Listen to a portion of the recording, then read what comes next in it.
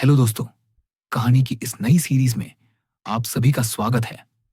आज की इस कहानी का नाम है भूतिया कुआं। ये एक भूतिया स्टोरी है।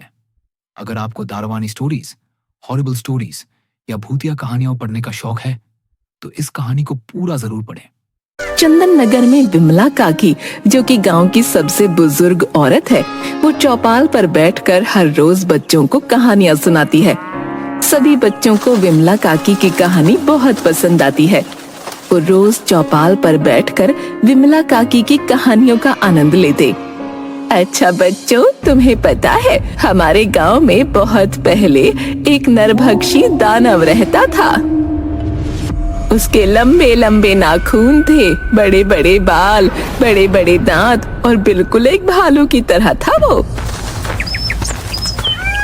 विक्रम, देख जरा, सभी बच्चे विमला काकी की कहानियां सुनकर मस्त हो जाते हैं। हाँ भाई, और रात में हमें सोने नहीं देते। फिर दोनों बच्चे हंसने लगते हैं। अच्छा, अब वो दानव कहाँ है? अब वो दानव हमारे गांव के कुएं में है। क्या, कुएं में? हाँ, हमारे गांव के कुएं में। अब जो भी बच्चा पढ़ाई नहीं करेगा, जिद करेगा, वो दानव आकर उसे खा जाएगा। क्या खा जाएगा? चलो अब जाओ यहाँ से और जाकर सो जाना, ठीक है? सभी बच्चे वहाँ से चले जाते हैं।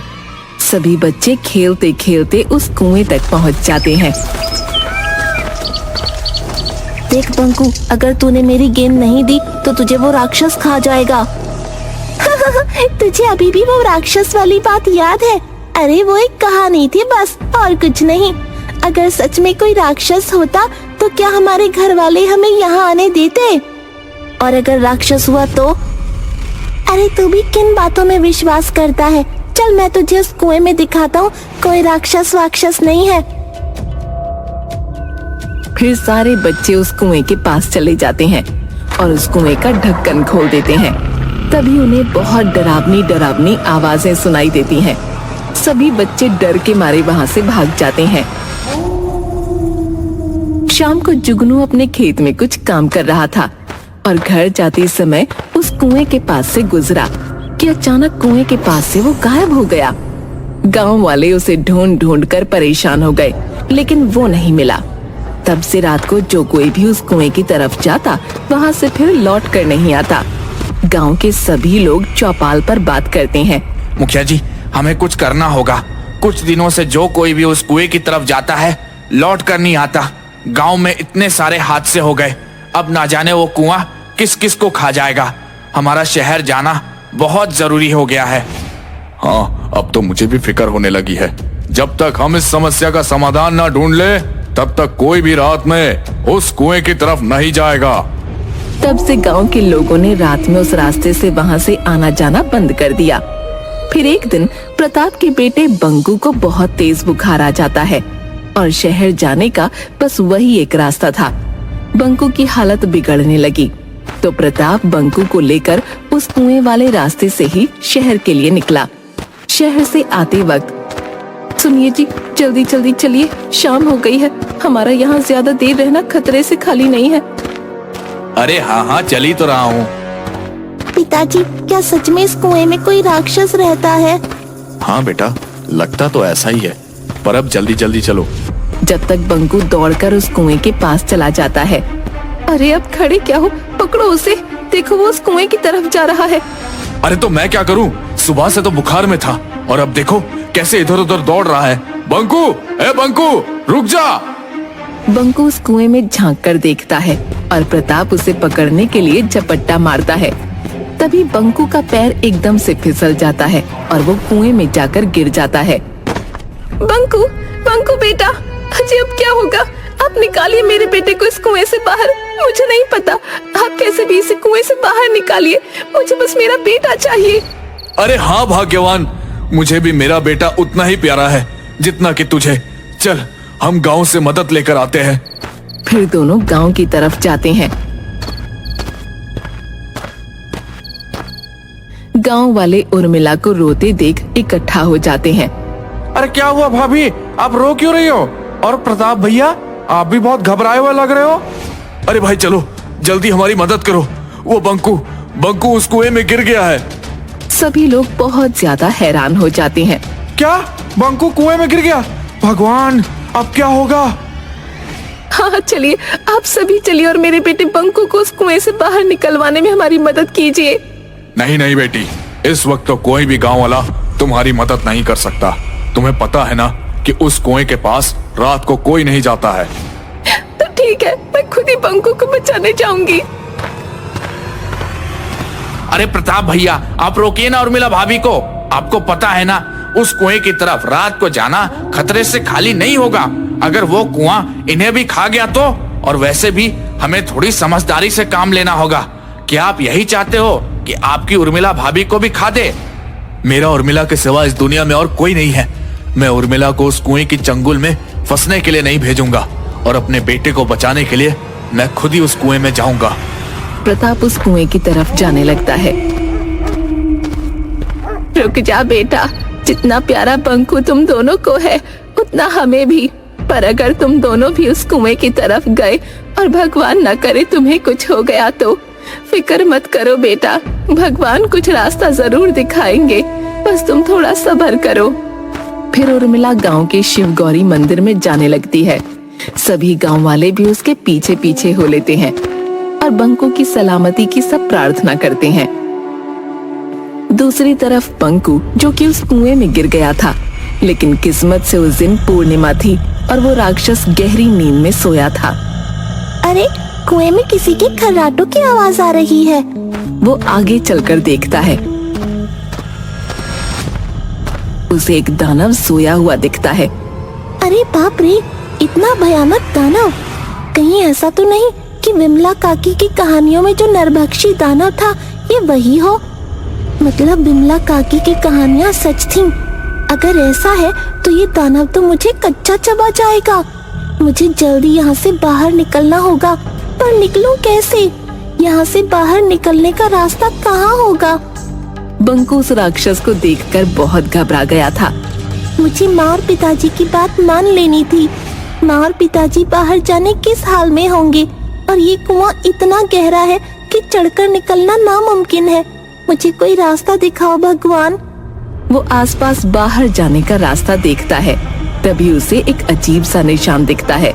वो इस निशान को छूता है कि तभी अचानक एक पतली सी सुरंग का रास्ता खुल जाता है और उसे वहाँ पर और भी इंसान दिखाई देते हैं जो कि अधमरी हालत में थे। आज कितने दिनों बाद मुझे किसी इंसान की खुशबू आ रही है। तभी आहट सुनकर बंकू कहीं छुप जाता है। अरे बाप रे, अब मैं यहाँ से बाहर कैसे निकलूंगा? अरे वो पिशाच, वो यहाँ से कहाँ गया? तभी उसके पीछे से गुर्राने की आवाज आती है। हे भगवान, मेरी रक्षा करना। और पलटकर देखता है तो उसके सामने वो नरभक्षी दानव खड़ा होता है। आज तो मुझे एक और शिकार मिल गया। अब मैं जल्दी श्राप से मुक्त हो जाऊंगा। पर वो दानव जैसे ही बंकू को हाथ लगाता है वैसे ही बंकू बचकर भाग जाता है। अरे ये क्या हुआ? कहाँ गया वो? फिर दानव उसकी खुशबू सूंघकर उसकी तरफ बढ़ने लगता है, पर बंकू पास पड़े हुए कीचड़ को अपने ऊपर लगा लेता है ताकि दानव को उसकी बू न आए, और फिर सुरंग के एक कोने में जाकर छुप जाता है। फिर सुरंग में फंसे हुए लोगों से पूछता है। अरे काका, आप यहाँ सब कब से कैद हैं और इस दानव ने आपको खाया नहीं? अरे बेटा, अगर ये दानव मुझे खा लेता तो मुझे तड़पना नहीं पड़ता, पर जब से इस दानव ने मुझे कैद किया है तब से मैं रोज रोज मर रहा हूँ। ये दानव थोड़ी थोड़ी करके हर रोज हमारी जान खींच लेता है। ये तो बिल्कुल विमला काकी की कहानियों जैसा ही है। बेटा, तुम यहाँ से निकलने का जल्दी ही रास्ता ढूंढ लो, नहीं तो यह दानव तुम्हें भी तड़पा तड़पा कर मार डालेगा। नहीं काका, मैं आप सबको ऐसे छोड़कर अकेला नहीं जाऊंगा। दूसरी तरफ उर्मिला और गांव के सभी लोग मंदिर में बंकू की सलामती के लिए प्रार्थना करते हैं। हे भगवान, मेरा विश्वास है आपके रहते वो राक्षस मेरे बेटे का बाल भी बांका नहीं कर पाएगा। तभी वहाँ एक अघोरी साधु आ जाता है। तुम सब मारे जाओगे, तुम में से कोई भी जिंदा नहीं बचेगा। सभी गांव वाले उस अघोरी की बात सुनकर दंग हो जाते हैं। आप कौन हो बाबा? और आपको पहले इस गांव में हमने तो कभी नहीं देखा, और आप ऐसे क्यों बोल रहे हो? इस गांव पर बहुत बड़ा खतरा मंडरा रहा है और तुम में से कोई भी जिंदा नहीं बचेगा, कोई भी नहीं। बाबा, आप बड़े पहुंचे हुए लगते हैं, कृपया आप मुझे बताएं मेरा बेटा पंकु सही सलामत है ना? ऊपर वाले के मर्जी के बिना कुछ नहीं होता। तुम्हारा बेटा उसी राक्षस की कैद में है। वो राक्षस किसी को भी जिंदा नहीं छोड़ेगा। क्या? पर वो राक्षस हमारे गांव में कैसे आया? और हाँ, वो सबको क्यों मारना चाहता है? वो राक्षस इसी गांव का एक आदमी था जो कि किसी संत के श्राप के कारण उसी कुएं में दानव बनकर रह रहा है। उसने कई साल शिव जी की उपासना की और खुद को बहुत ही शक्तिशाली बना लिया, और अगर वो 11 इंसानों की बलि देगा तो वो और भी ज्यादा शक्तिशाली बन जाएगा और फिर वो उस कुएं से बाहर भी निकल सकता है। क्या क्या? पर बाबा, उसे मारने का कोई तो तरीका होगा ना? तरीका तो है विमला बहन। आप अभी उस राक्षस को मारने का तरीका इन गांव वालों को बताइए। आप विमला काकी को जानते हैं? हाँ बेटा, ये बहुत ही जाने माने अघोरी है, पर जब से उन साधु ने उस आदमी को श्राप दिया था तब से हमारे गांव में कोई भी संत और साधु नहीं आया। पर कौन था वो आदमी और उसे ये श्राप क्यों मिला? वो आदमी सभागन का बेटा था। उसने एक साधु की गाय को मार के उसका मांस खाया था। तब से उस साधु ने उसे श्राप देकर उस कुएं में बंद कर दिया था। दूसरी तरफ बंकू वहाँ से बाहर निकलने का रास्ता ढूंढने लगता है। तभी अचानक उसके सामने वो दानव आ जाता है। तो तू यहाँ पर छुपा हुआ है चूहे? तूने मुझे बहुत भड़काया है। अब मैं तुझे कच्चा चबा जाऊंगा। दानव बंकू को पकड़ने के लिए आगे बढ़ता है, पर बंकू बचकर फिर से निकल जाता है। दानव गुस्से से बंकू के पीछे पीछे बढ़ता है और बंकू उससे बचकर आगे निकल जाता है। दौड़ते दौड़ते बंकू एक पत्थर से ठोकर खाकर गिर जाता है। बंकू उस पत्थर को ध्यान से देखता है तो पत्थर के पीछे नागफनी दिखाई देती है। तब वो उस पत्थर को खोदने लगता है। अरे शिवलिंग, और ये भी इस कुएं के अंदर। हे महादेव, आप मेरी और यहाँ पर कैद बाकी सभी लोगों की रक्षा करना। तभी दानव वहाँ पहुँच जाता है और वो उसके मुंह से आग के गोले बरसाने लगता है।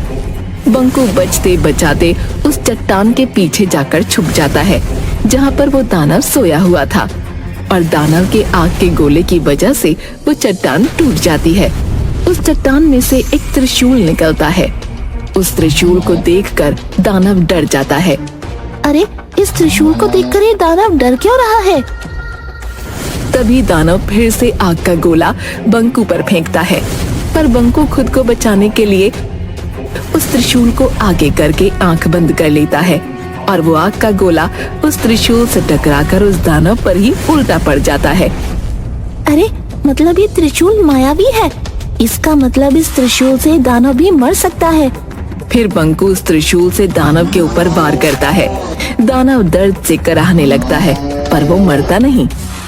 अरे, ये दानव तो इस त्रिशूल से भी नहीं मरा। अरे हाँ, याद आया, विमला काकी ने एक बार उनकी कहानी में बताया था, अगर त्रिशूल से राक्षस की नाभि में वार करो तो वो मर जाएगा। फिर बंकू त्रिशूल निकालकर उस राक्षस की नाभि में वार करता है। वो राक्षस जोर जोर से कराहने लगता है और देखते ही देखते एक आदमी में बदल जाता है और कुएं में कैद सभी लोग ठीक हो जाते हैं। अरे तुम इंसान कैसे बन गए? वो दानव बंकू को सारी बात बताता है और फिर उसे और कुएं में कैद सभी लोगों को बाहर निकालता है। अगले दिन गांव के सभी लोग उस कुएं के पास इकट्ठा हो जाते हैं। अरे भूत भूत भूत! अरे कहाँ है भूत? अरे वो देखो, उस बरगद के पेड़ में कुछ हलचल हो रही है। ये वही भूत होगा जो इंसानों को मारना चाहता है।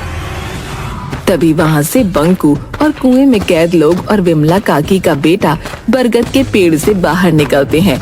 गांव के सभी लोग बहुत हैरान हो जाते हैं। फिर बंकू गांव वालों को सारी बातें बताता है। विमला काकी अपने बेटे को गले से लगा लेती हैं। बंकू, आज तूने मेरे खोए हुए बेटे को फिर से लौटा दिया। मैं तेरा धन्यवाद कैसे करूं? रोज रोज नई नई कहानियाँ सुनाकर। और फिर सब लोग हंसने लगते हैं। फिर उर्मिला भी बंकू को गले से लगाती है। बंकू गांव वालों को बताता है कि कुएं के अंदर एक बहुत ही सुंदर शिवलिंग है। अगर उस कुएं के नीचे सच में कोई शिवलिंग है तो क्यों ना हम उस शिवलिंग को बाहर स्थापित कर दें? अरे हाँ, बहुत ही अच्छा सुझाव है। हम आज ही इस शिवलिंग की स्थापना का काम शुरू कर देंगे और एक शिव मंदिर भी बनवाएंगे। वहीं उर्मिला अपने पति को सही सलामत देखकर महादेव और देवी माँ का धन्यवाद करती है। दोस्तों, ये भूतिया स्टोरी आपको कैसी लगी? नीचे कमेंट में हमें जरूर बताइएगा। कहानी को पूरा पढ़ने के लिए शुक्रिया।